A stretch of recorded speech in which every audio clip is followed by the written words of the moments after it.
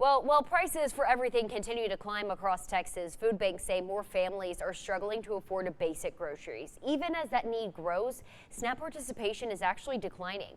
6 News reporter Juliana Jackson spoke with Feeding Texas about why they say the drop could leave more people turning to local food pantries for help. Juliana. Bailey, following new federal restrictions and state-level changes for the program, SNAP participation across Texas has dropped more than 10% since last summer. Feeding Texas tells me the changes are creating a growing gap for people who are still struggling to afford basic necessities.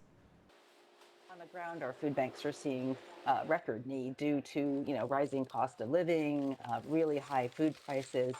And so, it is alarming to us that at a time of so much need that you would see participation actually going down. SNAP participation across Texas has dropped more than 10% since last year. Data from Feeding Texas shows in McLennan County, more than 47,000 people face food insecurity, with a shortfall of more than $28 million in funds to deal with the issue. In Bell County, nearly 70,000 people are considered food insecure, with an annual food budget shortfall of more than $42 million.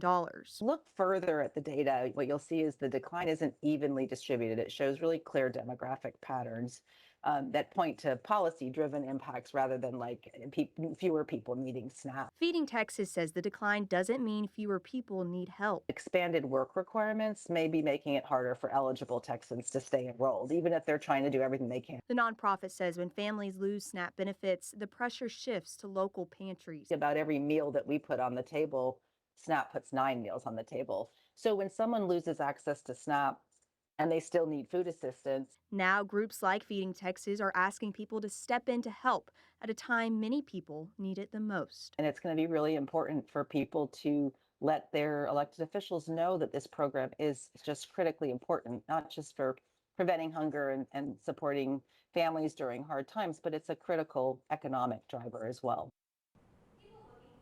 And find their local food bank or pantry on our website at kcentv.com. Juliana, thank you.